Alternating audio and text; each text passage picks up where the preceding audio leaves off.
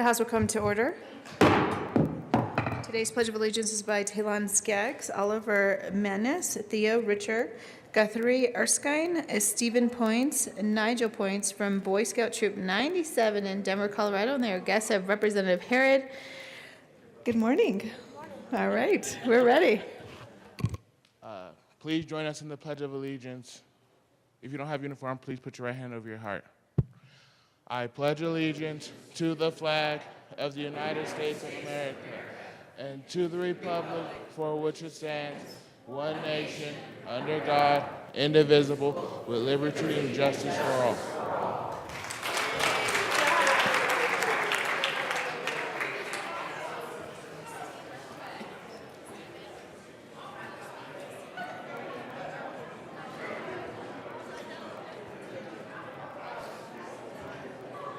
Representatives Arndt, Becker J, Becker K, Beckman, Benavides,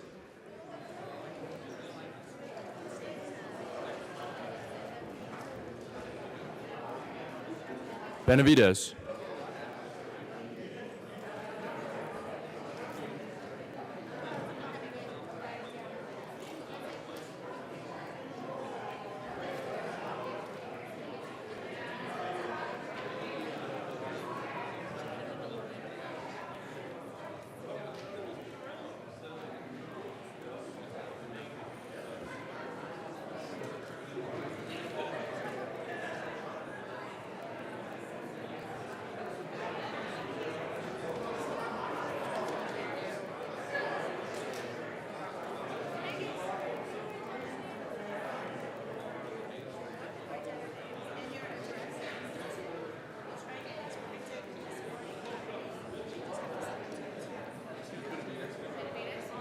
Representative Benavides is excused. Bridges,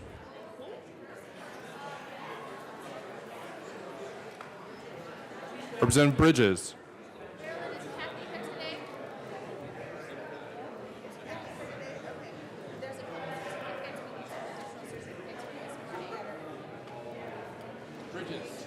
Excused. Buck, Buckner,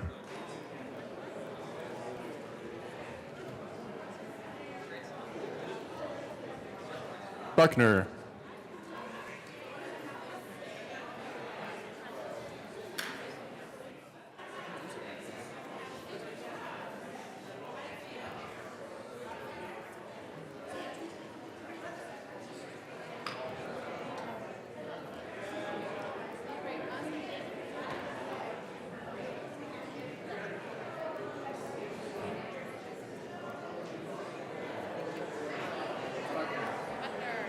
Excused.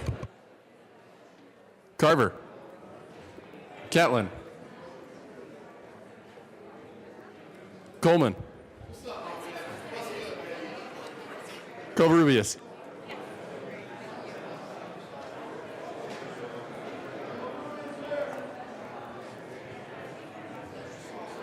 Covarrubias, Representative Benavides is present. Danielson, Escar, Everett,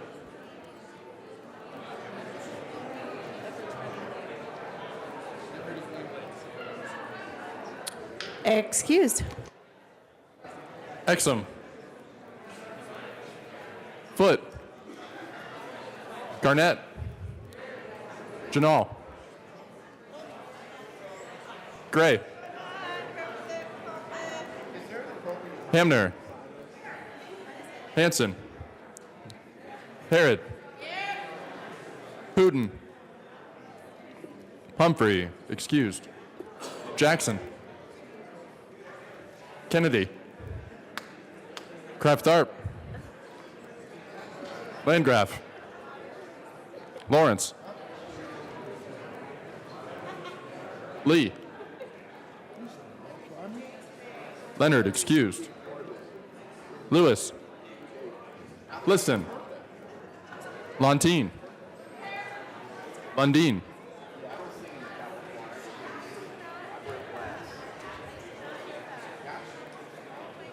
Lundeen. McKean. McLaughlin. Melton. Michelson Janae.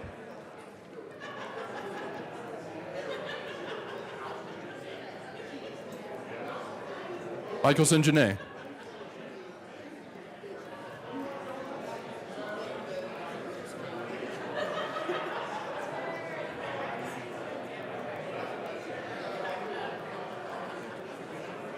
Neville.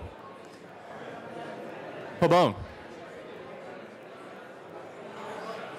Representative Bridges is present. Pabon.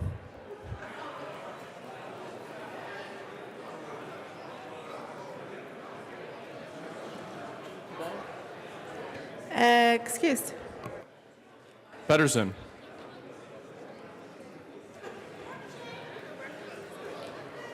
Pedersen.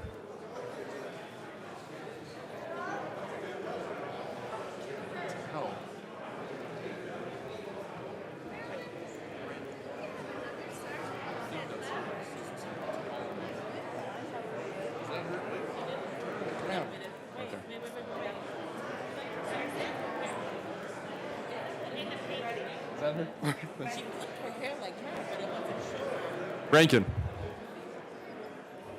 Ransom. Ryer.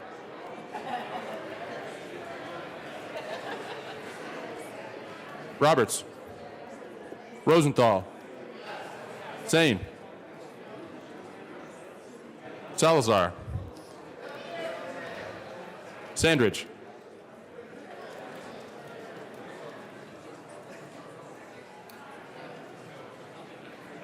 Sias.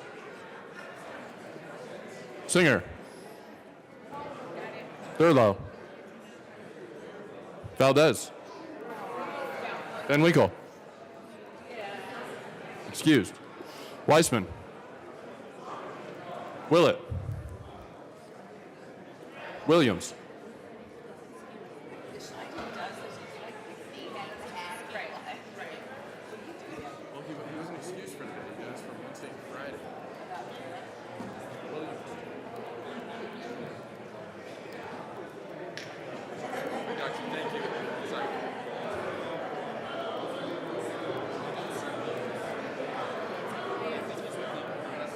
Excused.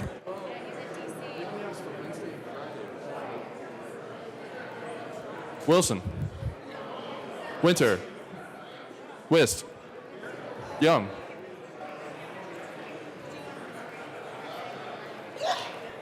Young.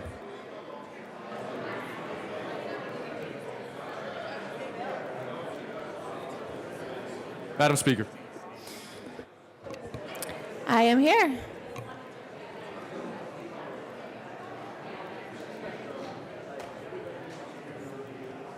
Okay, so we have Buckner, Everett, Humphrey, Leonard, Pabon, Van Winkle, and Williams.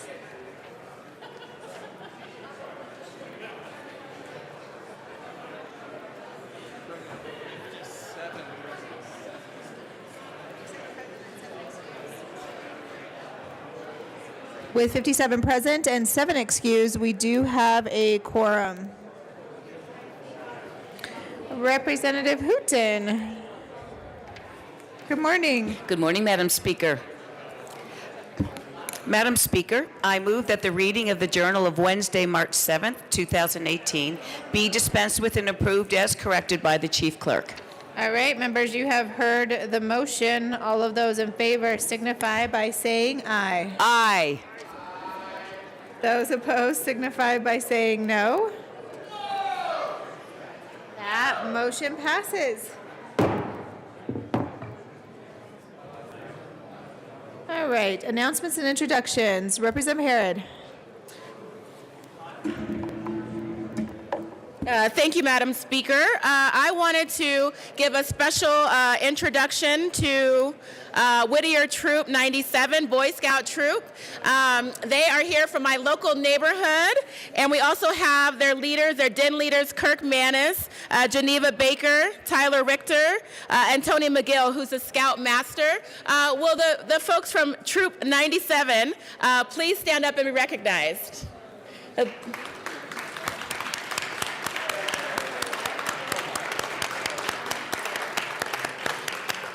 I'll also add that I have a special guest here from my church home as well. So thank you and good to see you. Okay. Further announcements and introductions. Representative Melton and Representative Everett.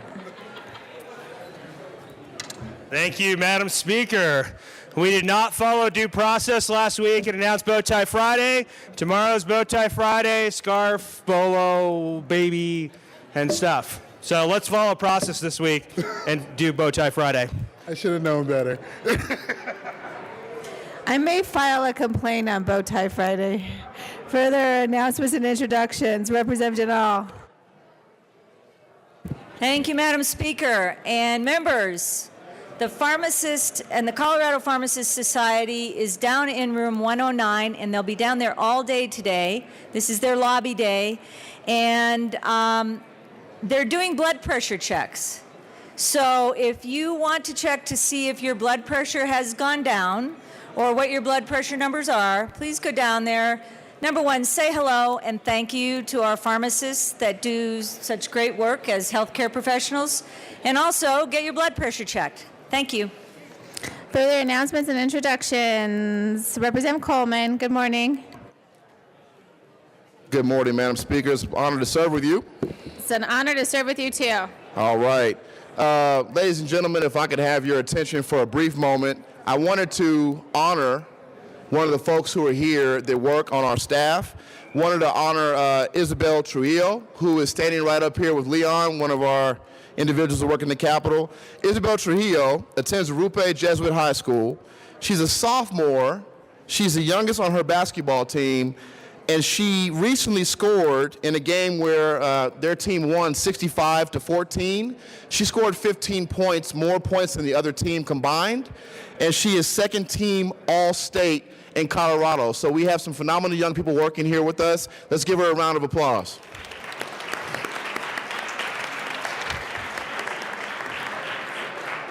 Thank you. Welcome to the Capitol. Madam Majority Leader Becker. Thank you, Madam Speaker. Members, I want to introduce you to Ben Fitzsimons. Ben, where are you? Members, this is important.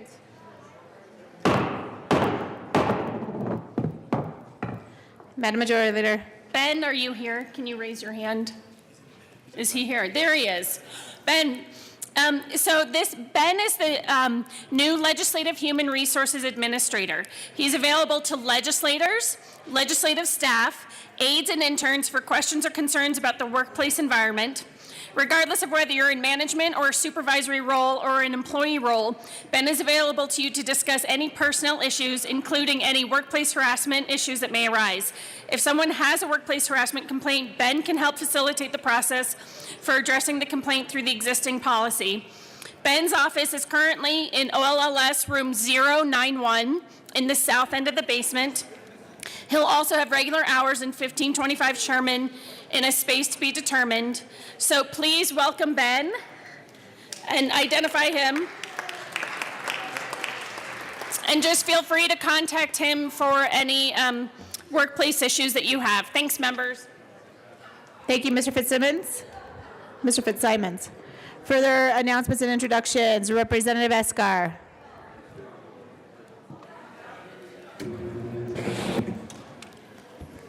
Thank you, Madam Speaker. Members, can I have your attention, please?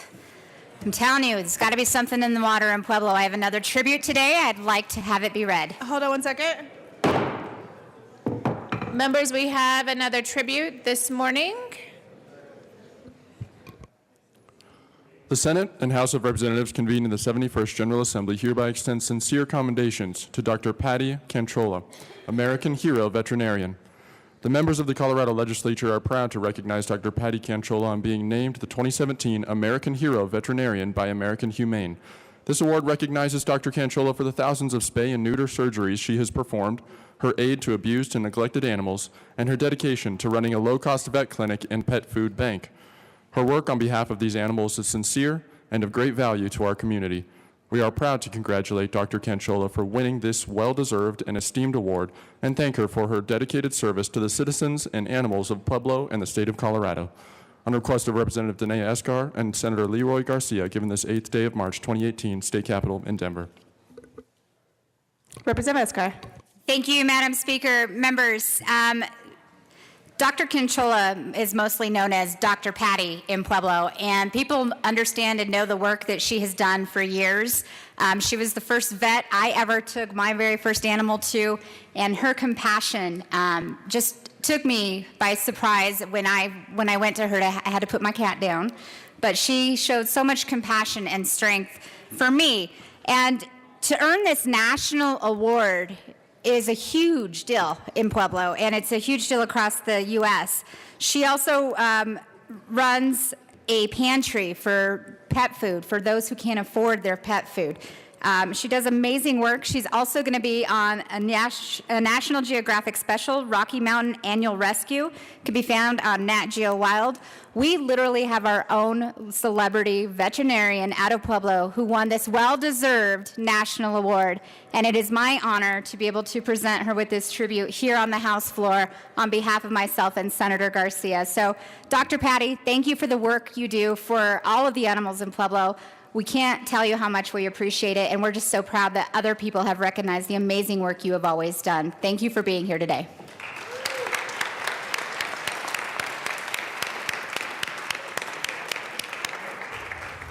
Congratulations on behalf of the entire General Assembly. Thank you for being here. Members, I do have an announcement as well. Today is International Women's Day, and it has been International Women's Day for over 100 years. Approximately 1,866 women serve in 50 state legislatures in 2018, and women make up 25.3% of all state legislators nationwide. 38% of Colorado's legislative members are women, the fourth highest percentage in the United States, and we have 27 women in the Colorado State House. That is 42% of our state house, the highest percentage in the United States, and we are very thankful for your service. Upon adjournment, we are going to take a photograph here in the WOW for all of the women members in the chamber. So once again, I hope that we can all gather in the WOW for a photograph. Any further announcements or introductions? Representative Lee. Thank you, Madam Speaker. For Judiciary Committee members, House Bill 1176, the Sunset Offender Reentry Grant Program will not be heard today. It'll be heard on Tuesday next week. 1176 off the calendar. Thank you. Madam Majority Leader Becker. Thank you. Members, I want to briefly go over the schedule for the long bill, which will be introduced on Monday, March 26th. So it'll be introduced on Monday and read across the floor that day. On Tuesday, March 27th at 7:30 a.m. will be the Appropriations Committee. So if you're on Appropriations Committee, raise your hand. Yay, Representative Hamner. Yay, Representative Danielson. You'll be meeting 7:30, March 27th. We will have caucus March 27th upon adjournment. We will hear second reading on Wednesday. If second reading ends on Wednesday and not Thursday morning, then we will have third reading on Thursday and we will have Friday off. However, if we don't meet that schedule for some reason, we won't be able to have Friday off. So heads up to everyone, if you want Friday off, keep to the schedule that Rep. Hamner created. So thank you, everyone. Thank you, Madam Majority Leader Becker, and I hope that we do not have to work on Good Friday, but we will if we do not get a budget passed this chamber. Further announcements or introductions? Any further announcements or introductions? Going once, Going twice. That would take us to third reading of bills. Madam Majority Leader Becker. Thank you, Madam Speaker. I move to proceed out of order for consideration of general order, second reading of bills. Okay. Seeing no objection, we will proceed out of order for the consideration of general orders, second reading of bills. Representative Winter.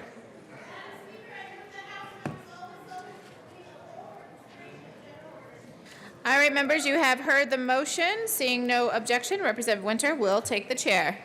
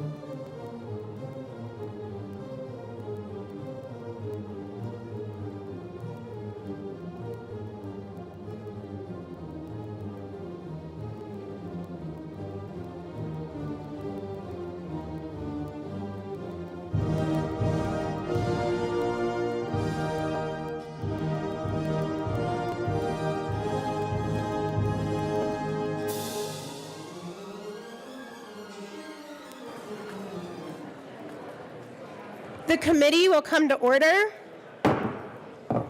With your unanimous consent, the bills will be read by title unless there's a request for reading a bill at length. Committee amendments will not be read unless requested, as they are printed and in your bill folders. Floor amendments will be shown on the screen and on your iPads and not read unless requested. Bills will be laid over upon motion of the majority leader, and the coat rule is relaxed. Mr. Randall, please read the title of House Bill 1172. House Bill 1172, President Young, House Senator Lambert, concerning money allocated from appropriation from the marijuana tax cash fund to a designated managed or service organization implementing its community action plan. Representative Young. Thank you, Madam Chair. I move House Bill 1172. There are no committee reports. To the bill. Thank you, Madam Chair. Members, back in 2016, the General Assembly passed the JBC bill, Senate Bill 202, and it was establishing a new method for using some of our marijuana tax revenue to increase access to a variety of substance use disorder services. Senate Bill 202 provides sustainable and flexible source of funding to expand capacity to deal with ongoing service delivery issues. The Act utilizes existing framework. We have managed service organizations, MSOs, that work with local communities and local community providers to develop this capacity. Essentially, what we did in the bill was challenge them to do a community-by-community action plan, and then we funded that with marijuana tax cash funds in order to be able to take on big issues like substance abuse that we see with the opioid crisis. What we discovered in the meantime was that we ran into some accounting problems. Our fabulous staffer, Carolyn Campman, JBC staffer, came back to us and said we need to make some changes so that money doesn't revert at the end of a single year, and so that bigger projects can be taken on. And so that's the purpose of House Bill 1172, is to provide some flexibility that money is not reverted. It can be kept with tight reporting requirements. Can be rolled over into the next year, but if it isn't expended at the end of the second year, it reverts back. And with that, I ask for your aye vote.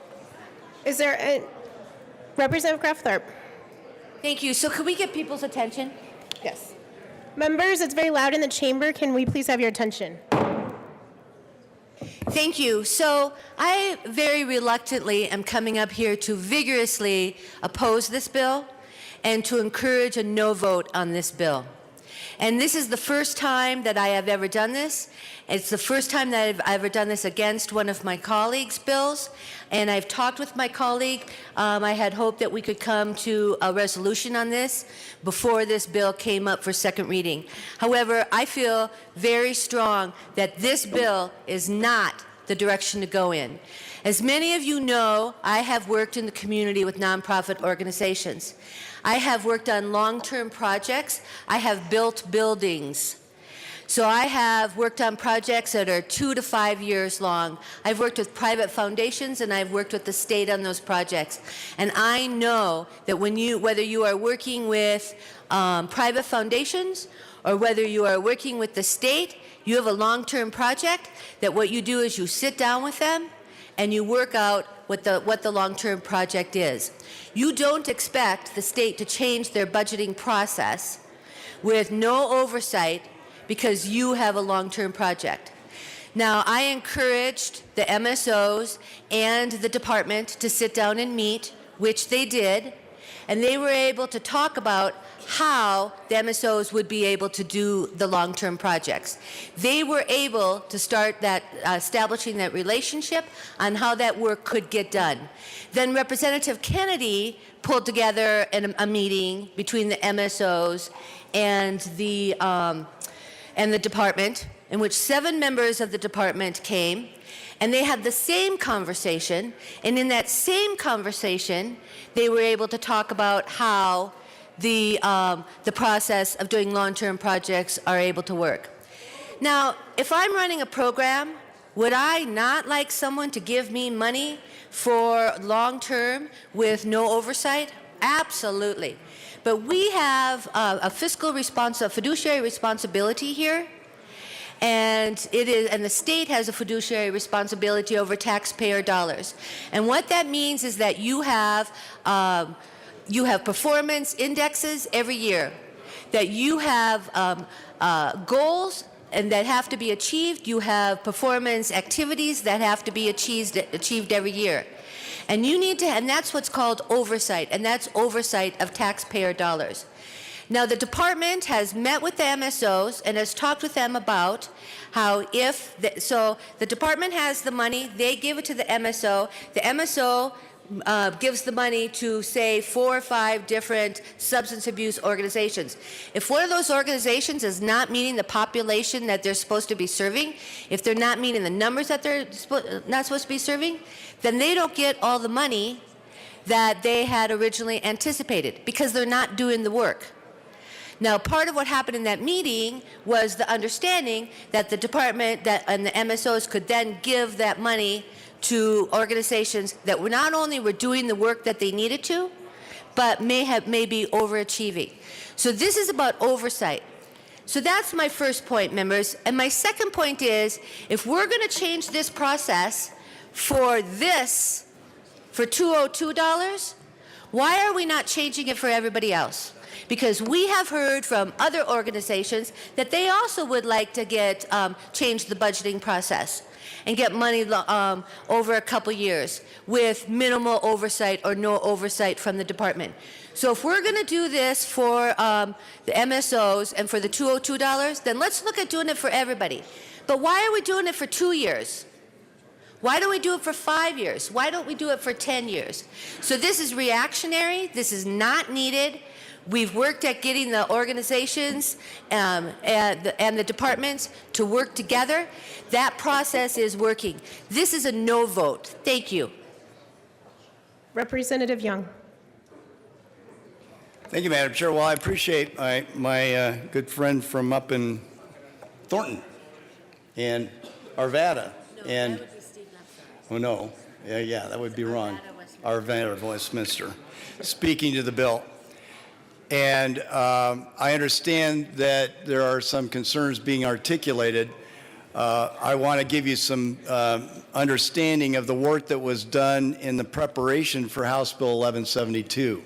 Our able JBC analysts actually met with the people that do this work at the department level, the controller, and the contract managers and actually worked out a deal that is emblazoned in House Bill 1172. That work was done up front. We wouldn't have brought the bill to you as a JBC had that work not been done up front. And so I understand there may be some communication problems, but here's the real problem. We have a crisis that we're facing in substance abuse today. And what brought us to House Bill or Senate Bill 202 2 years ago was the fact that the department would come to us and say, we need money in order to take on this crisis. And at the end of the year, they would revert back a bunch of money. The Office of Behavioral Health would revert back money and at the same time be saying we need money to deal with the crisis. And it was a cycle that kept repeating over and over again to the point where our analysts said, we need to do things differently. We need to come up with a different way. We're caught in a bureaucratic cycle that doesn't make any sense and doesn't serve the people. And the department came and said, we'll create a statewide program for this. And instead, our analysts said, we already have managed service organizations in place, and they know how to do this on a community by community basis. And let's establish giving them some money and letting them keep it and take on some of these big problems. They may take more than 1 year. Well, what happened was the department decided that they were going to use accounting practices that limited it to 1 year only and didn't tell our analysts about that. And then money again, just like always, started to revert back. And so 1172 was done in order to figure out how do we actually get out of this bureaucratic cycle that we're in and actually address real problems at street level that people are having. And so that's why we're bringing the bill. We have examples that we're going to talk about where we do this in other places, but I will tell you one of the largest ones are our behavioral health organizations. They serve a different map, but it's really around behavioral health and substance abuse as well in the Medicaid population.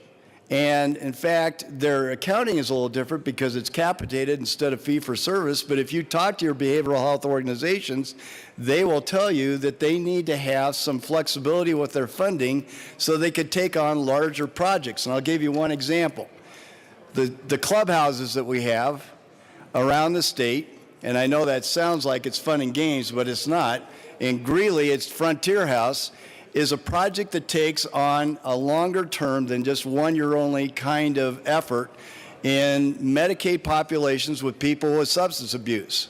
And the BHOs actually put money out, and they don't anticipate that it's going to revert back because they know their projects are large and they take a lot of work. And so we have many examples of this that we're already doing. It's not precedent setting, and it is an effort to actually accomplish taking on a big job of dealing with substance abuse in a thoughtful way. So I appreciate that my colleague is viewing it a different way, but I'm asking for your support. Representative Benavides.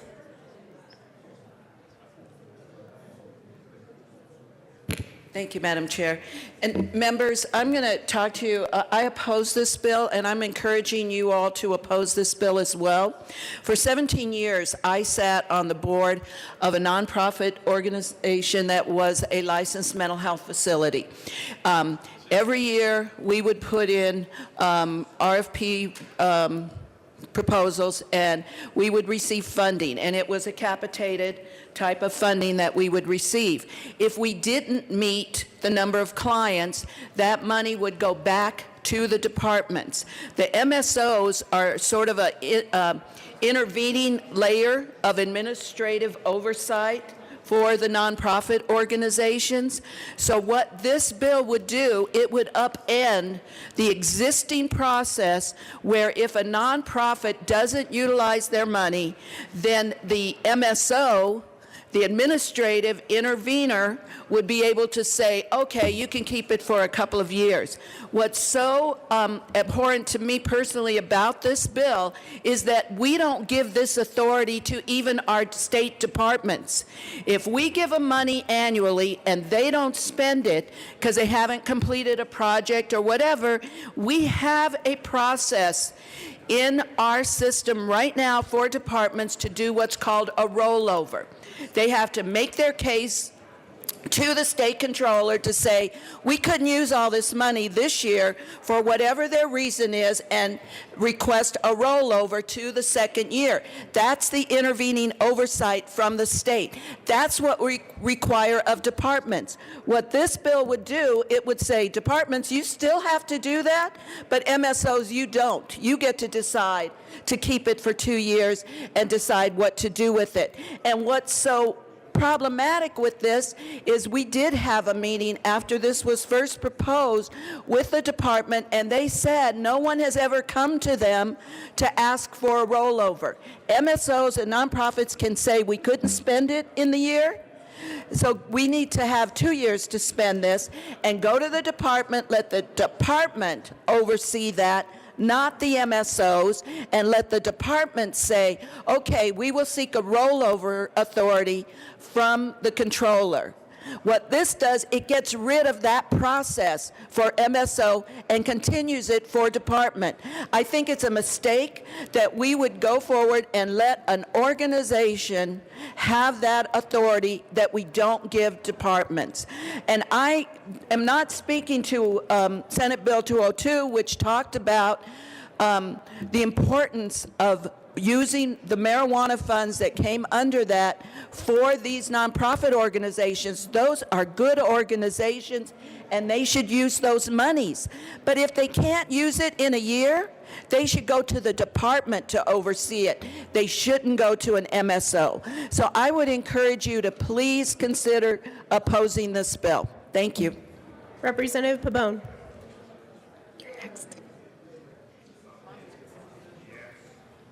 Thank you, Madam Chair. And members, this is one of those debates that defines the way that we control and oversee our departments in the state of Colorado. And this is a sea change from the way that we look at and use these funds, unprecedented in our budget. And it's important for you to know this, because there was indication from the sponsor, and I don't disagree, and my fellow JBC colleagues, I don't disagree. There is a crisis in this area. There's a crisis, however, in areas of the state with regard to wildfires. There's a crisis with regard to floods. There's a crisis with regard to affordable housing. And yet, for this particular crisis, we are making an exception where private entities are going to be able to use, without our oversight, money for multiple years. And while it might be bureaucratic, and while it might be cumbersome, and while it might be that much more effort, the bottom line is, this is the system in which we have set up to have this oversight. The legislative oversight, the purse strings, is the core of what we do in this building. There is really no other bill that we must pass in this legislative session, or any legislative session, except for the budget. And now we're saying, let's shirk our responsibilities, let's get rid of those duties, and let's let private entities that have no governmental oversight in them make these decisions for themselves. I'll tell you what's going to happen if this bill should pass. There will be another private nonprofit coming to say, well, you did it for the MSOs, do it for us. And it will be a parade of bill after bill after bill after bill. And if that's the case, then we ought to have a global conversation about changing the way we do our budget. And we're happy to have that. That is not this bill. This bill is a very small exception for these particular agencies that will set a precedent for all of time. And so let's be very cautious and wary about how we approach this, so that we can either defend our decision for every other private nonprofit that comes to us, and we say, no, we don't want to do it for you, we did it for the MSOs, but we can't do it for you, or we will do it for you. And that will be the flood of bills that we will see over the course of the next year. I guarantee it. If we need to have that conversation, let's have a global conversation, but this is not that bill. I ask for a no vote. Representative Beckman. Thank you, Madam Chair.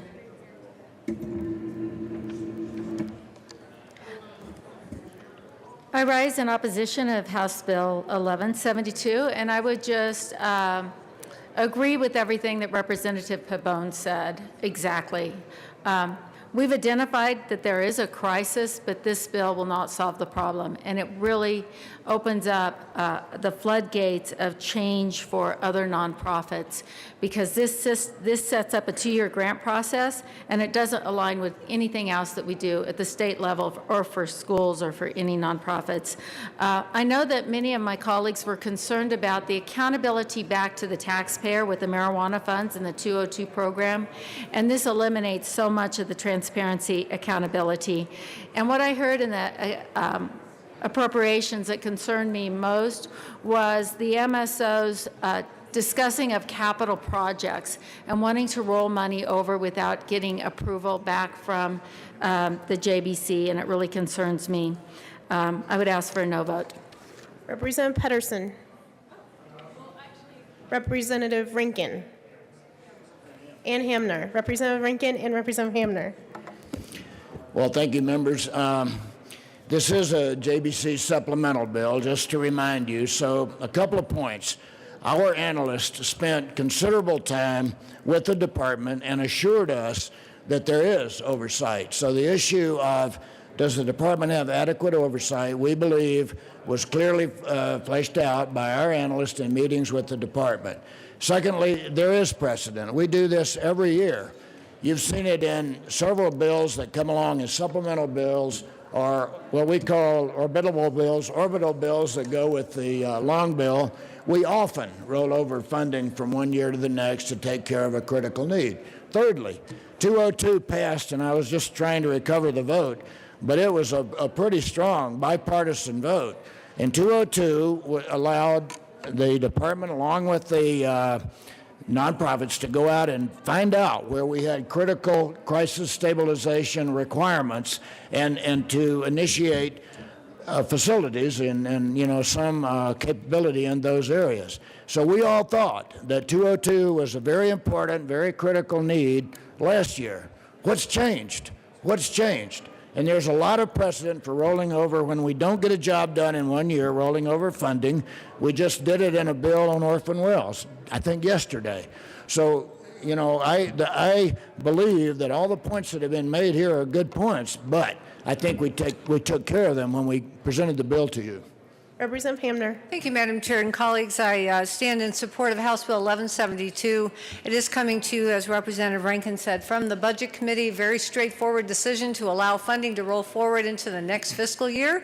A very common decision that we make in the Budget Committee. To give you an example, we have some areas of the state that are just now implementing some of the projects we funded in Senate Bill 202, for example, crisis stabilization units on the western slope.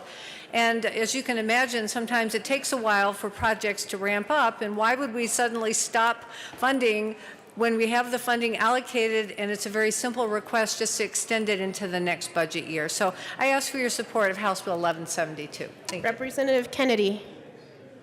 Thank you, Madam Chair. Members, I want to talk a little bit about where this conversation really started over this last year. This was a conversation that came up in the Opioid Interim Committee this year. Now, we had a big discussion over the course of several very long meetings, as interim committees will do, where we had dozens and dozens of different ideas on how to address the opioid crisis. There is no one solution, there is no one policy change that addresses the overall crisis.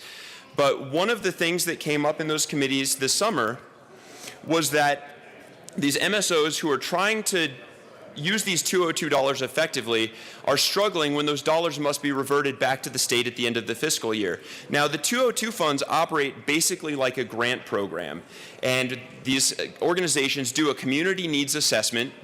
They try to understand where they need to expand capacity in their communities in order to meet the needs of people who are dealing with substance use disorder.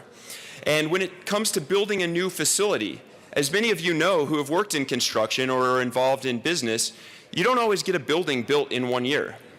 And when you're trying to apply for a grant to get that done and you have a risk of losing your funding at the end of the fiscal year, you're not even going to apply for that grant in the first place. You're going to aim lower. You're going to come up with something that you know for sure you can get done that year rather than going for the big project that you think will be most impactful on your community. That is why the MSOs want this bill. That's why the 202 program was put in place in the first place. And that's why we think this is such a great step to take to help in our broader approach to try to fight the opioid crisis. Now, we almost included this in one of the bills that came out of the Opioid Interim Committee, but when I started to learn about the history of the JBC on this issue, we engaged with our JBC staff and our JBC committee members, and the decision was made that they would carry this bill forward rather than this component being added to one of our opioid committee bills. Now, I want to address some of the concerns that have been brought up before. It is true that there were some miscommunications among some of us that were debating this about who was going to be in charge of organizing stakeholder meetings, and I do apologize for my part in that miscommunication. I am at least partially to blame for miscommunicating about what we were going to be doing on that, and I'm sorry. But we did have some very constructive meetings, one of which I was not included in, another of which I sat at the table and helped facilitate a discussion between the Office of Behavioral Health and these MSOs. And I want to be clear, the Office of Behavioral Health is not opposing this bill. In fact, they have made clear that putting this process in place where they have to go ask the controller for a special rollover authority on a case-by-case basis is not their preference. It is not what they're advocating for. Now, that's not to say that they're strongly pushing for this bill, but they understand why we are, and they are staying neutral on this proposal.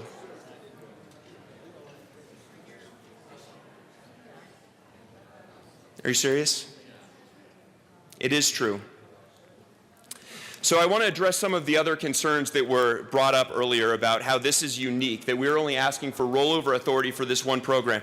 I have a list of 11 other programs where we do this right now, where we allow funds to be rolled over to the next fiscal year. The Medicaid Management Information System. I'm not going to read all 11. The Colorado Economic Development Fund. Any monies not expended or encumbered from any appropriation at the end of any fiscal year shall remain available for any expenditure in the next fiscal year without further appropriation. That's the Colorado Economic Development Fund.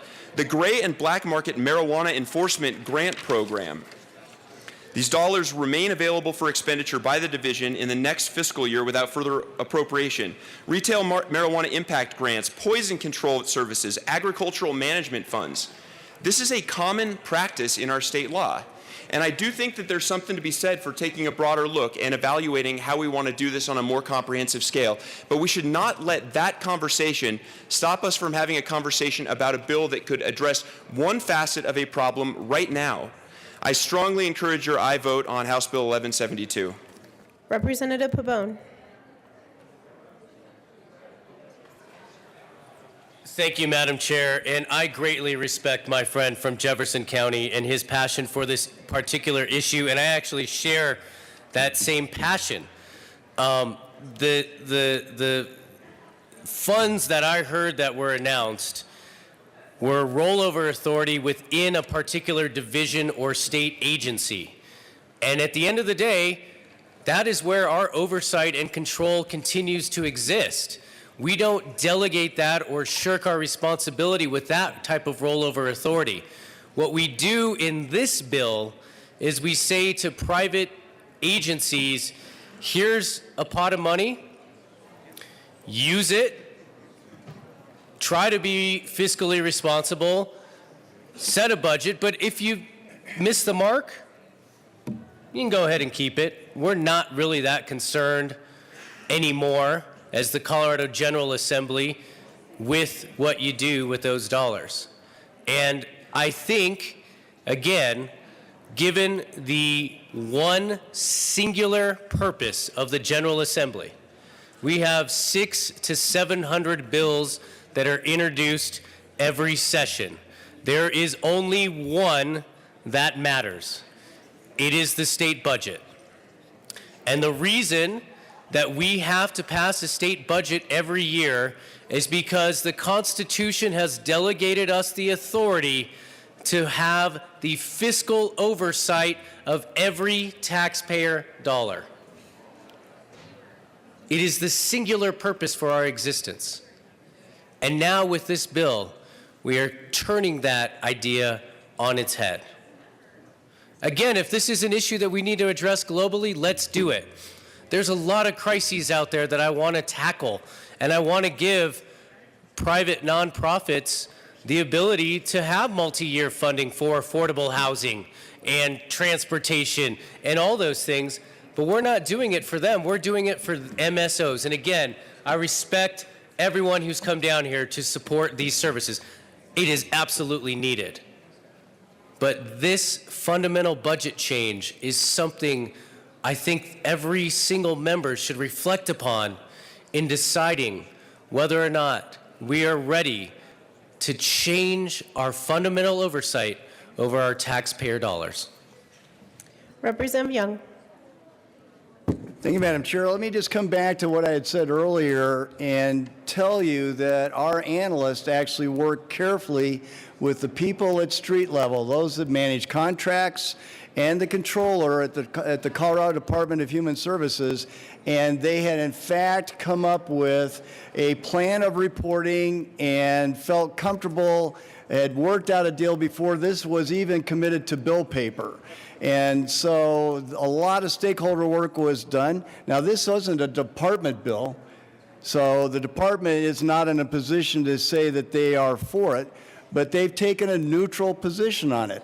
And the people that our analysts have worked with in the department say that they've come up, this bill, 1172, came up with the kinds of tight controls that they needed to be sure that the money was being spent properly, and the reporting was in there. And so I think while we may be changing a little bit of how we've done things in this particular program in OBH, as Representative Kennedy has indicated, we have done rollovers in lots of different places, and as the example I gave in Medicaid, parallel Medicaid substance abuse work in the behavioral health organizations, we give some latitude with tight reporting in order to get these big jobs done. And this, we wouldn't have brought this to you as a JBC if we didn't think those tight reporting standards were in there. Representative Kraft-Tharp. Thank you. Let me come up one more time and say I urge a no vote.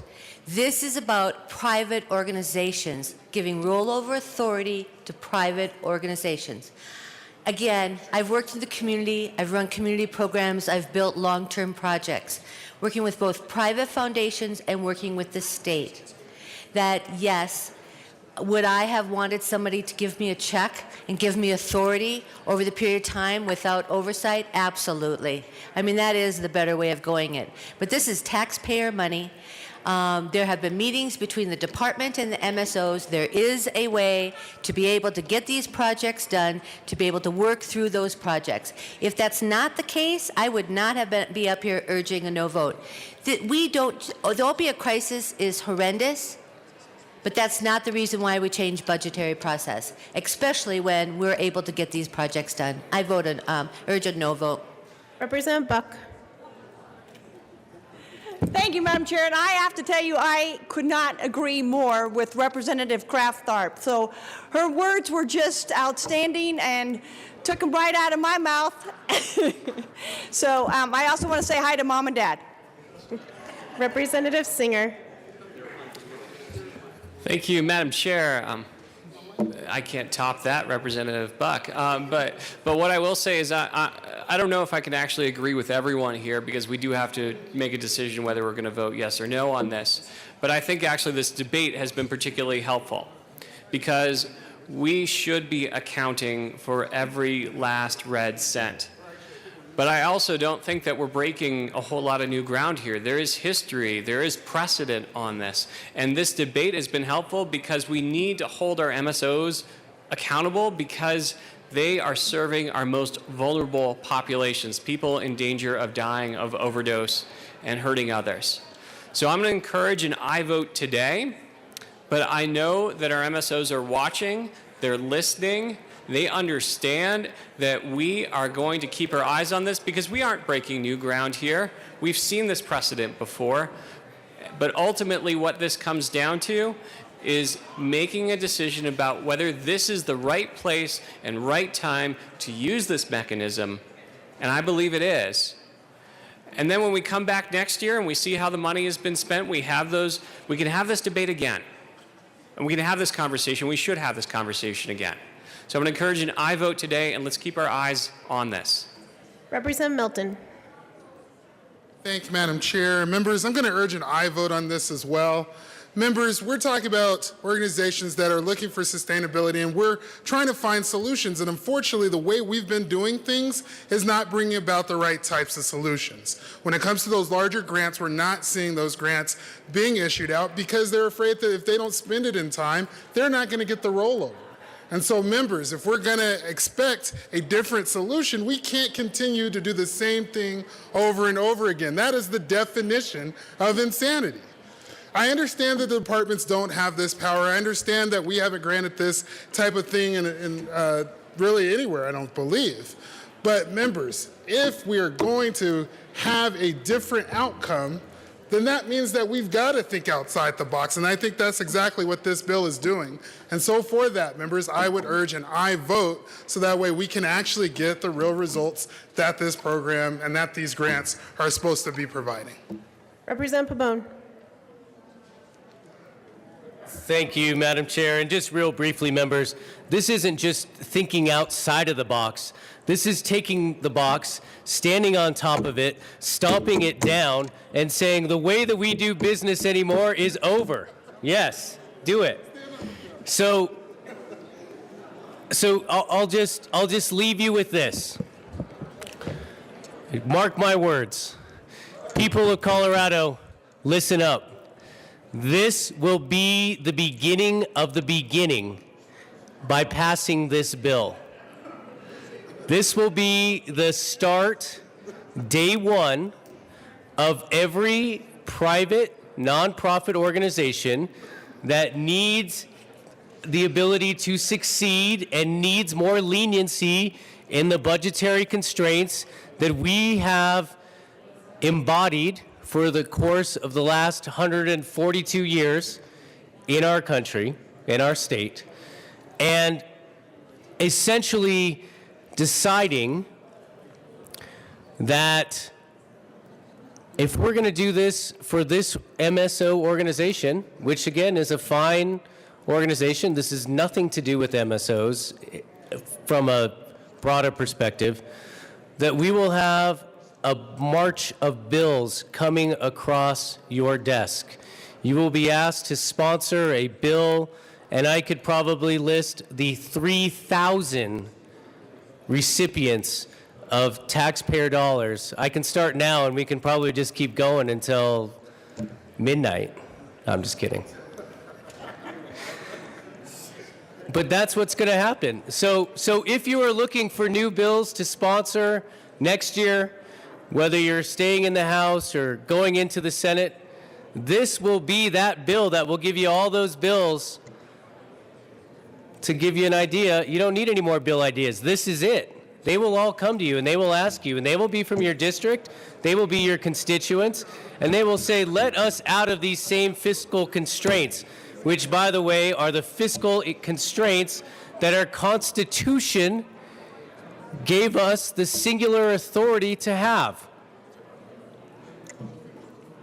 I ask for a no vote. Representative Young. Thank you, Madam Chair. Well, you're not going to see a parade of bills coming your way on this issue because there are only three groups of our nonprofits or private entities that we actually contract with for specific services in the state of Colorado. The MSOs are one. The managed service organizations, those that deal with substance abuse for people that are not covered with Medicaid. The BHOs are another. They're in statute. We did it last year through House Bill 1353. And they're in statutes. The BHOs actually manage substance abuse for people on Medicaid. And the third group are the CCBs, the community center boards. And they're in statute as well. And so we're not just opening the floodgates here and saying any organization can come to you and ask for all kinds of exceptions to what we do. We have dedicated our statutes to deal with specific problems intellectual developmental disabilities for the CCBs, substance abuse with the BHOs, in Medicaid, and MSOs, the managed service organizations, for those with substance abuse not in Medicaid. And those are the three entities, and they're all tightly controlled by our departments. They have contractual relationships, and they have strong oversight. We've been working to increase that oversight, and so this bill actually tightens that oversight even further. So it's not an opening of the floodgate, it's acting responsibly when we can't meet the needs of a problem that we're presented with, an opioid crisis, and thinking creatively about how we can address those problems. Again, I still ask for your aye vote. Is there any further? Representative Milton. No pebbles and mountains today. Thank you, Madam Chair. Members, yes, this is a new day. This is a new beginning. It is the beginning of the beginning, and I tell you, I was elected to bring about new solutions, new ideas, and to think outside the box. So I am happy it's a new day. I am happy that we're doing something and we're changing something to bring about real solutions. And so, members, I ask for an aye vote so that way we can be the beginning of the beginning of the beginning. Representative Thurlow. Thank you, Madam Chair. Members, if I can get your attention back in the well, please. Representative Thurlow. Thank you, Madam Chair, and thank you, members. I just wanted to comment, and especially to Representative Pabon, I appreciate your thoughts. I just want to remind you that this is not the beginning. Last year was actually the beginning. We actually sponsored Senate Bill 239. It was a Joint Technology Committee bill, and we gave joint technology projects that had started. The rationale was a little bit different, but it was similar. The issue was a lot of joint technology projects get started. The timeline is defined as being a certain timeline, and then they run into issues. And we run into all kinds of issues in technology projects where things don't quite work. And so in 239, we gave the departments the ability to roll over the money and extend the timeline for that money without coming back to the legislature for another bill, having to have the money run out at the end of the fiscal year and then get another appropriation for the next year. So that's, I think, is just one more situation where we have actually done this to create a good management process to make it work. So I guess I think we should vote yes on this bill. Is there any further discussion on 1172? Representative Pedersen. Thank you, Madam Chair. Members, this is part of a simple way that we can actually address some of the barriers that providers who are serving our most vulnerable Coloradans struggling with addiction right now in Colorado during a public health crisis. We heard that we have floods and fires. We have lots of crises. I want you to think about if we, to compare that is pretty unreasonable. This is now the #1 cause of accidental death for people under 50. This has reduced the life expectancy of people in Colorado and across the nation 2 consecutive years in a row for the first time in over 50 years. People are dying every day in our communities, and we have a little bit of money that we've put towards actually treating people with the $202. We also together, I want to thank you all for your support on that. What this supplemental does that the JBC supported was to give providers what they were asking for, which is a little bit of flexibility on their capacity building. They are taking in these dollars, and they need the opportunity to roll over some if they are unable to spend it in that immediate year as they are building their workforce, as they are building their capital development, and as they are actually rising to the occasion to serve our most vulnerable Coloradans. So this is not controversial. This is not unprecedented. This is addressing a barrier that providers are asking. This is an obvious yes vote. Is there any further discussion? Representative Rankin. Let me, members, just one time ask you, you're not voting against last year's 202 bill. You're voting against a supplemental this year to continue the work. And I think there's some confusion on what we're actually voting on here. So I urge your yes vote. Is there any further? Representative Young. Thank you, Madam Chair. I just want to remind folks what the MSOs are doing. When they went through this process, they actually went out into their individual communities. So this is a community by community effort. This is not a top-down effort. This is not something that's being done by a State Department and saying one size fits all. What they did is they went out into their communities and they developed a community action plan and brought that back to the JBC and to the department and said, here's what our community needs in order to address this crisis. And it was different from area to area and community to community around the state. I like that. I like that because it's not this, well, if it's good for urban Colorado, then it must be good for rural Colorado as well. We have a process now that allows us to actually look at the real needs community by community and figure out what that community needs and then target our resources into the community to do what they need to do. There's tight reporting processes that come back on this, folks. This is just not a blank check. After that particular action plan was articulated, then the grant was actually put out, or not the grant, but the money was put out in order to actually define how that work was going to be done. And frankly, in some areas, large projects were anticipated. There's some in the southeast corner of the state, some up in Weld County, that would take more than 1 year to get done. And there were reporting requirements built in, particularly now in 1172, to ensure accountability with the way that money is being funneled. But it's not just one program that's supposed to work everywhere else. That's what originally OBH, our Office of Behavioral Health in CDHS, was trying to do. They were trying to create a one size only that would fit for everybody in the state of Colorado. That doesn't work. We know it doesn't work. So we're trying to honor the individual community needs, whether it's urban, suburban, or rural, whether it's Eastern Plains, Western Slope. We're trying to honor those by doing something different that would actually build capacity, build the need in each community. And there are tight controls built in here that will help us know whether that's being done or not. Representative Benavides. Thank you, Madam Chair. You know, members, we can go back and forth on this, but I would call your attention to the bill itself. In the bill summary, if you read the last 3 bullets, that's part of what is at contention here. The third from the last says it would eliminate an annual mid-year expenditure report that designated MSO is required to submit to the department, and replaces it with a requirement that the MSO provide the department with information about the expenditures.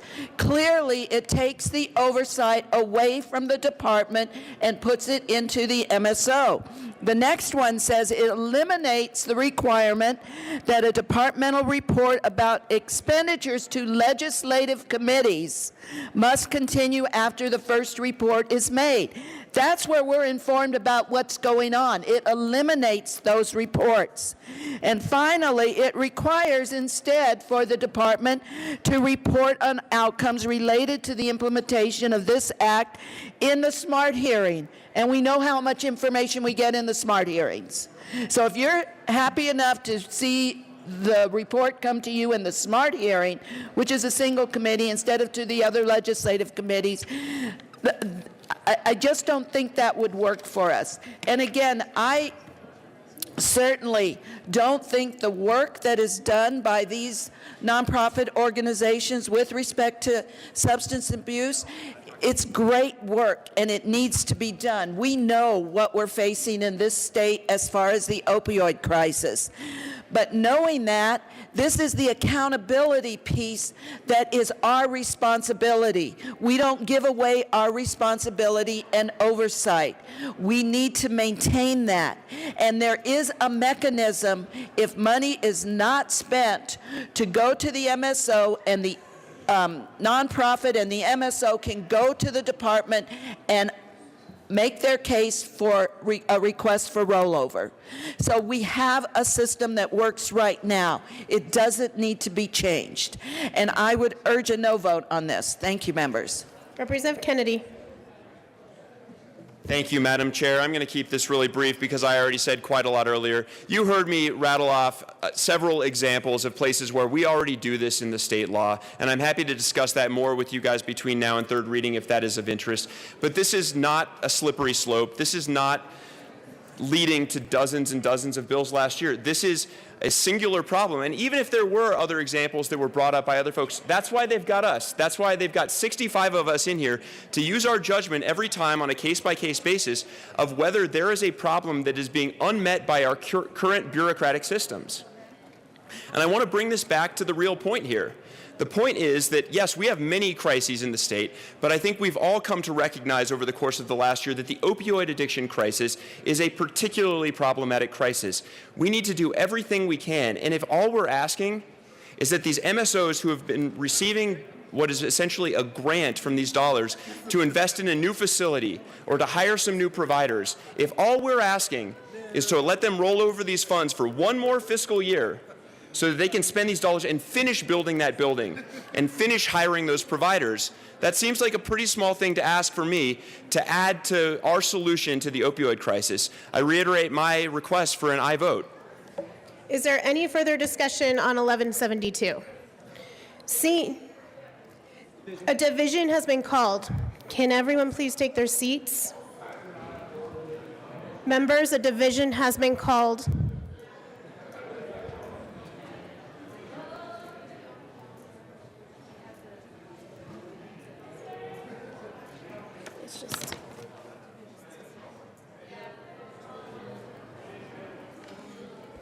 The question is the adoption of House Bill 1172.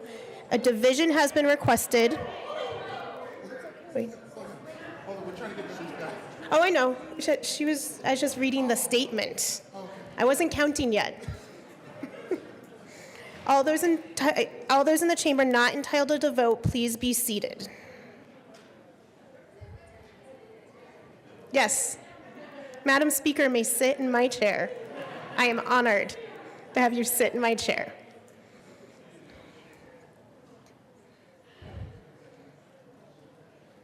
Everyone not entitled to vote, please be seated. We have all our members back. All those in favor of 1172, please stand and remain standing in one place until the count is taken.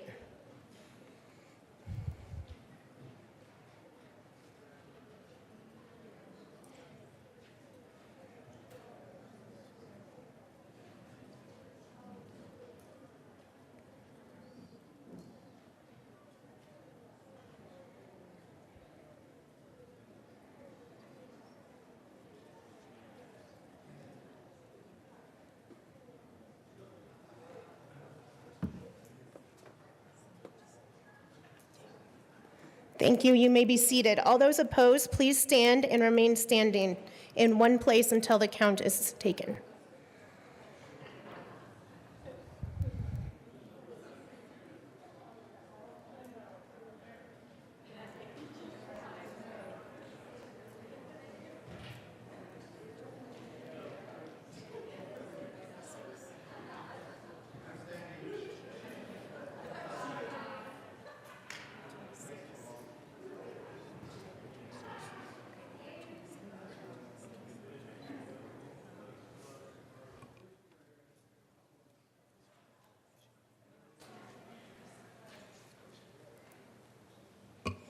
Thank you. 1172 is passed.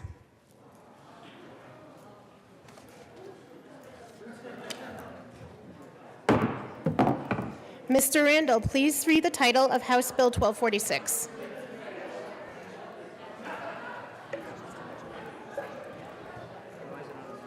House Bill 1246, Representative Danielson, Senator Quorum, concerning updates to the Colorado Nursery Act and in connection therewith modernizing the act and protecting agriculture from pest diseases and noxious weeds.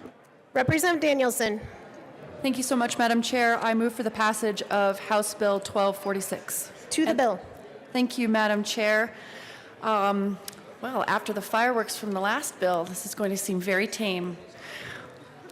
Anyway, members, thank you so much for your attention this morning. I bring to you House Bill 1246. I've been working with the Department of Agriculture on the measure to update the Colorado Nursery Act. And basically, this is our effort to modernize the act and allow the department what it needs in order to protect our nursery stock from disease and pests and protect the rest of the state's plants, native species, etc., from noxious weeds and pests. So I urge an aye vote on 1246. Is there any further discussion on 1246? Seeing none, the question before us is the adoption of 1246. All those in favor say aye. Aye. All those opposed, no. 1246 is passed. Thank you, Mr. Randall. Can you please read the title of Senate Bill 005?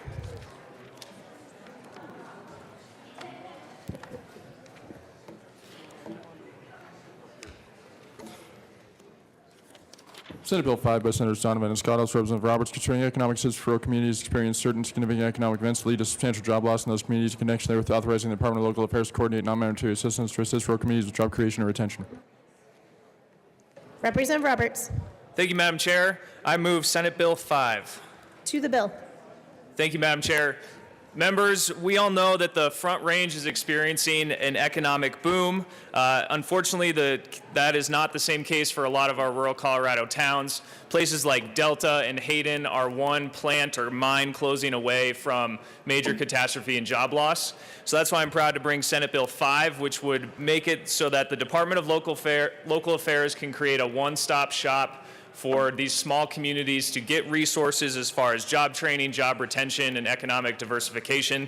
And it would be a huge asset that some of these small towns who do not have the manpower to coordinate these resources would have access to a streamlined assistance through the Department of Local Affairs. Is there any further discussion on Senate Bill 5? Seeing none, Representative Thurlow. Thank you, Madam Chair. Thank you, members, and thank you, Representative Roberts, for bringing the bill. I'm just curious as to what authority this gives to DOLA that they don't already have. Representative Roberts. Thank you, Madam Chair. Representative Thurlow, thanks for the question.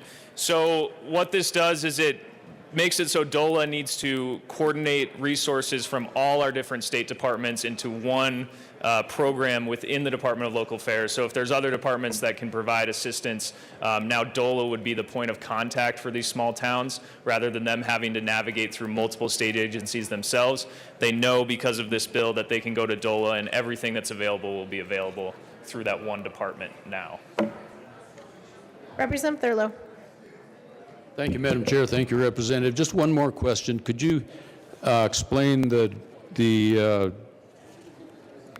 definition of rural? It talks about rural is a county with less than 50,000 people, and municipalities only qualify if they're less than 20,000 people. Is that correct? And how, maybe talk a little bit about how that definition of rural was reached? Representative Roberts. Thank you, Madam Chair. Representative Thurlow, I do not know how the definition of rural was reached, but I know that the definition is clearly laid out in the bill. But I don't know how that specific definition was defined for this bill. Representative Liston. Thank you, Madam Chairman. Representative Roberts, I'm just curious. I see that the fiscal note has changed and it went from 500,000 to zero. Can you explain why the fiscal note has changed? Do you know? Representative Roberts. Thank you, Madam Chair. Representative Liston, the appropriation was taken out in the Senate, and we're not asking for an appropriation here in the House. So what this bill is all about non-monetary resources. Representative Wilson. Thank you, Madam Chair. And thank you, Representative Roberts. So just so I'm clear on that, so now there is no fiscal dollars other than the gifts, grants, and donations. Is that correct? Representative Roberts. Thank you, Madam Chair. Representative Wilson, yes, essentially correct. There will be no appropriation allocated if this bill becomes law. This will allow the DOLA to advise local towns on available gifts, grants, and donations, but no new money is being appropriated through Senate Bill 5. Representative McKean.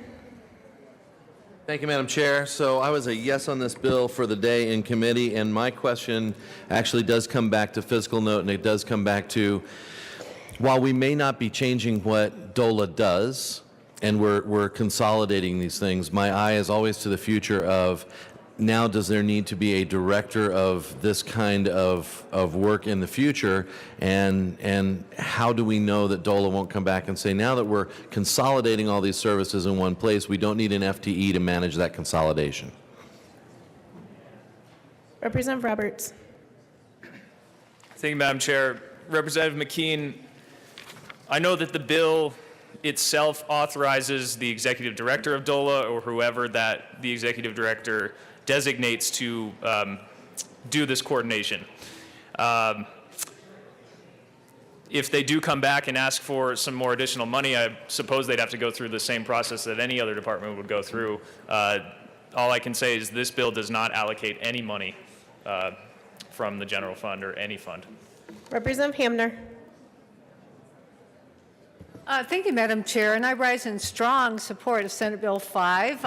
As you can imagine, when economic events take place in smaller communities, particularly in rural Colorado, they have a significant impact. So I really appreciate Representative Roberts carrying this bill. There is no fiscal note, so there's no fiscal impact to the state, but yet a huge opportunity to our small and rural communities. So I ask for a yes vote on Senate Bill 5. Is there any further discussion on Senate Bill 5? Seeing none, the question is the adoption of Senate Bill 5. All those in favor say aye. Aye. All those opposed, no. Senate Bill 5 is passed. Thank you, Mr. Randall. Please read the title of Senate Bill 10. Senate Bill 10 by Senator Martinez and Williams, also Representative Exum, concerning the requirement that residential landlord provide a tenant with the specified documents related to landlord-tenant relationship in connection with specifying rent receipts and copies of any written release agreement as documents that must be provided. Representative Exum. Thank you, Madam Chair. Members, I bring before you, I move Senate Bill 10, and there's no committee report. Thank you. To the bill. Thank you. Members, misunderstandings arise in business relationships when the parties don't have clear understanding of the governing provisions. In the context of renters and landlords, both parties need to know the terms. Landlords need to be able to hold tenants accountable to responsibilities and restrictions, and tenants need to understand clearly what their obligations are and the remedies provided in their lease. Often tenants never receive a fully executed lease after they have signed it. That creates a situation ripe for misunderstandings. It's also common for low-income renters to pay their rent with cash or money order, which does not give them proof of payment. They may need to have a proof of payment for a variety of purposes: applying for a credit card, taking out a loan, applying for public assistance, or proving they have paid their rent to landlords does not have a record of payment. The solution is Senate Bill 10. The bill requires landlords to provide renters with a copy of their lease and a receipt for rent payments made in cash or money order. Receipts would not be given automatically if rent is paid in person, and upon request if rent is mailed or paid by a drop box. This ensures that the tenants have the permanent information about the expectations of their tenancy, and they can document their rent payment. We've worked with many stakeholders, and the Colorado Department of Realtors is in support of this bill, and also the Apartment Association, and ask for an aye vote on Senate Bill 10. Is there any further discussion on Senate Bill 10? Seeing none, the question before us is the adoption of Senate Bill 10. All those in favor say aye. Aye. All those opposed, no. Senate Bill 10 is adopted.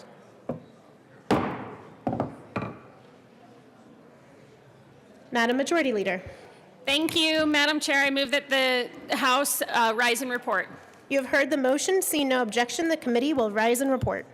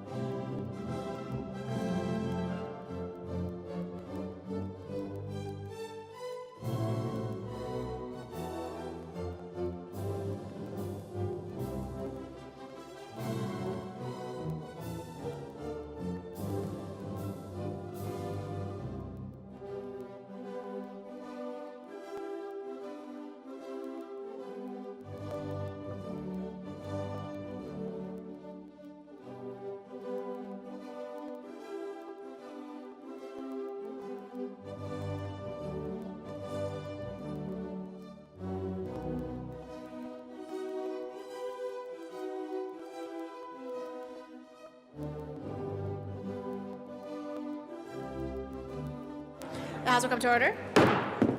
Ms. Randall, please read the report of the Committee of Reference.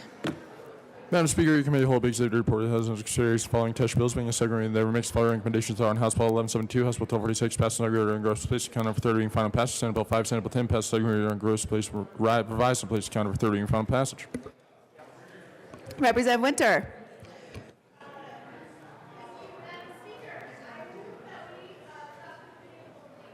All right, properly moved. I do see that there are some folks around the amendment table. Perhaps there may be an amendment coming. Representative Salazar. Thank you, Madam Speaker. And yes, I also want to confirm that your very astute observation that there were people around the amendment table and that it almost seems like word for word that something is being printed. And I just wanted to make that observation here that this is how efficient we are in the House of Representatives, that at the amendments table, when something's printed, it's printed from that printer.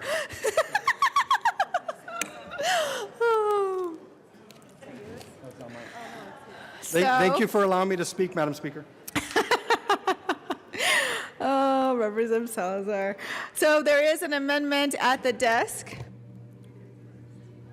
Mr. Randall, will you please read the Representative Wist amendment to the report of the Committee of the Whole? Representative Wist moved to amend the report of the committee, hold to reverse the action taken by the committee in adopting House Bill 1172 to show that House Bill 1172 lost. Assistant Minority Leader West. Thank you, Madam Speaker. I move the Wist amendment to the report of the Committee of the Whole and ask that it be displayed. It is displayed. It is now properly displayed and properly moved. Assistant Minority Leader West. Thank you, Madam Speaker. Members, I think we heard the discussion, but we're talking about a fiscal policy that would be a continuing appropriation for the benefit of a nonprofit. I ask that you consider carefully the questions, the very thoughtful questions that were posed about the oversight that we as a body are giving up on this appropriation. Ask for a yes vote on this amendment. Further discussion on the amendment. Representative Young. Thank you, Madam Speaker. Well, members, I asked for a no vote on this amendment. We did have a thoughtful conversation about this. We're not asking for lack of accountability. This bill, 1172, builds in even more accountability than we had before. Our analysts actually sat with the department and worked with the people that are in charge enforcing contracts and the controller for the department, and the controller for the department and the contract managers came to a position of support in what we were writing into this bill. And the department is neutral on the bill. So we have done the legwork to ensure that there is tight accountability in here, tight reporting. And so those of you that are concerned that lack of control has been taken away, or the control has been taken away, it's unfounded. Read the bill. Read the bill. It's in there. Don't listen to just the talking points. Go to the bill and see exactly what was done in the bill. And I think you'll confirm with me that, in fact, there is tight control in there. I ask for a no vote on this amendment. Further discussion. Representative Kraft-Tharp. Thank you, Madam Chair. I urge a yes vote on this. I am reading the bill. And thank you, Representative Benavides, for pointing this out to us. It eliminates the annual mid-year expenditure report, eliminates the requirement that a department report about expenditures, requires the department to report out at the SMART hearing. I am reading the bill. I urge a yes vote. Thank you. Further discussion on the Wist amendment. Representative Pedersen. Thank you, Madam Speaker. Members, what this does is it gives flexibility for providers who are rising to the occasion to serve our most vulnerable population in Colorado who are struggling with addiction. We are only filling the gap about 10% of the need in Colorado. We have other bills to try to ramp up opportunities there, but this is a very small amount of money and making sure that it's able to roll over as they build capacity with their workforce, with their capital construction, and actually serve the individuals that are dying every day in our community. I ask for your no vote on this cow. Further discussion on the Wist amendment? Seeing no further discussion, Mr. Randall, please open the machine. And members, please proceed to vote.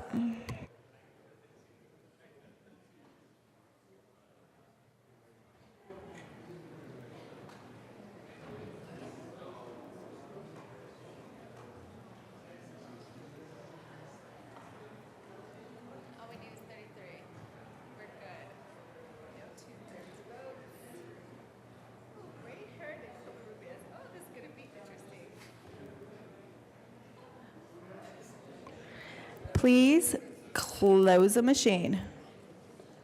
With 27 yes votes, 33 no votes, and 4 excused, and 1 vacancy, the Wist amendment fails. All right, that takes us back to approval of the report of the Committee of the Whole. Mr. Randall, please open the machine, and members, please proceed to vote.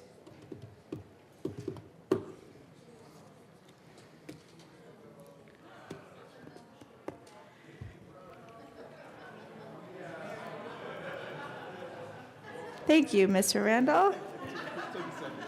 That's okay.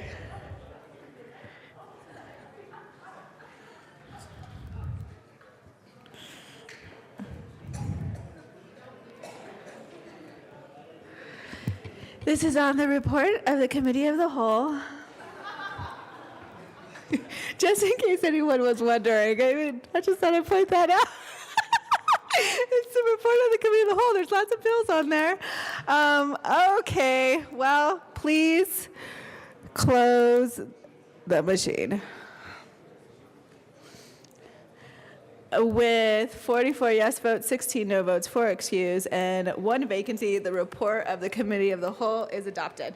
All right, so that would, in theory, take us back to third reading of bills, but I would suspect maybe Madam Majority Leader or the Assistant Majority Leader.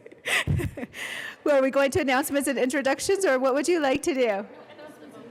Okay, we're going to announcements and introductions. And I have one, thank you to our Chief Clerk, Marilyn. Representative Neville will replace Representative Humphrey on the Health Insurance Environment Committee today only. Representative Sane will replace Representative Humphrey, and Representative Neville will replace Representative Williams, and Representative Sandridge will replace Representative Leonard on the State Affairs Committee today only. Thank you, ma'am. Representative Singer. Thank you, Madam Speaker. Public Health Care and Human Services Committee, we will see you today at 1:30 in room 271. We will be joining our other health and human services folks to talk about the Colorado Health Care Exchange from 1:30 to 2 p.m. It's a bit of an audible, but here we are. Also, we will see you on Friday. But the good news is we'll be hearing one less thing. The Sunset Review will be pulled off the calendar. So hopefully we'll have a slightly shorter Friday and a fruitful discussion on the other legislation. Looking forward to seeing you today at 1:30 in room 271 and then again on Friday. Assistant Minority Leader West. Thank you, Madam Speaker. Who wants to talk corrections? I can see Representative Herod wants to talk corrections. The working group that was formed as a result of the governor's executive order will have our third meeting today at noon. You're all welcome to come, attend, participate, ask questions. It will be in Senate Committee Room 354. So 354 noon today. The more conversations, the better, especially before the long bell. Any further announcements or introductions? Representative Kraft-Tharp.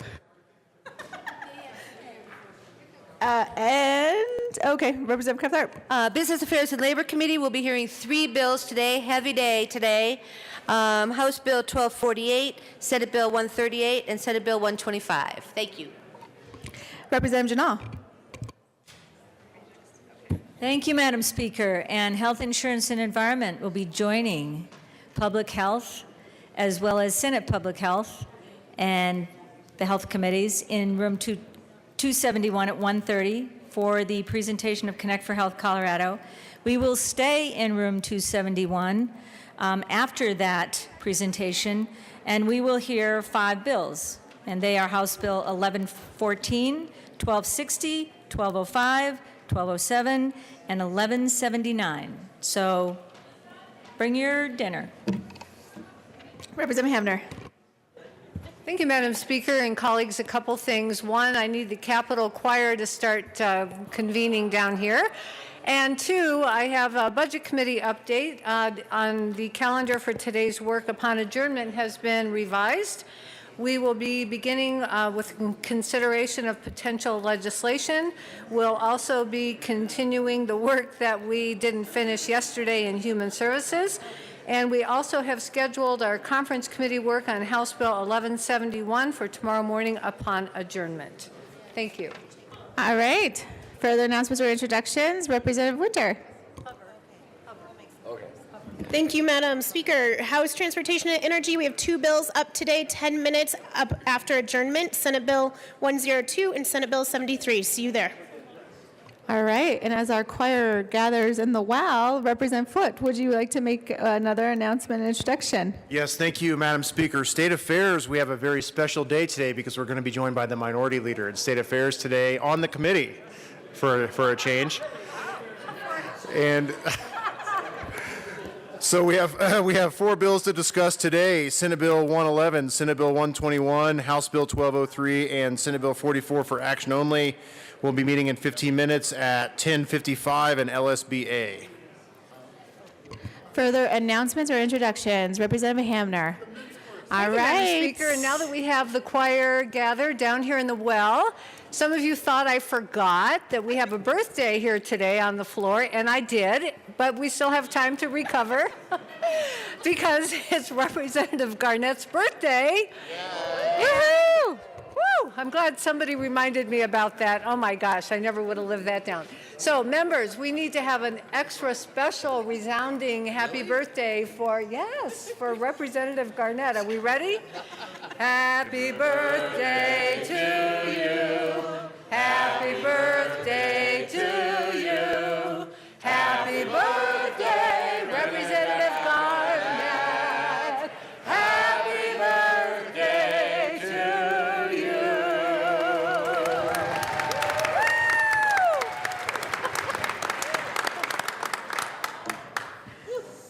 All right. Happy birthday. Further announcements or introductions?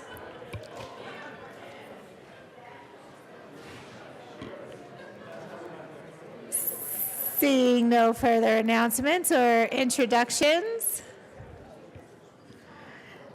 Madam Majority Leader Becker. Thank you, Madam Speaker. I move that the House stand in recess till 1 o'clock today. All right. Seeing no objection, the House will stand in recess until 1 p.m. today.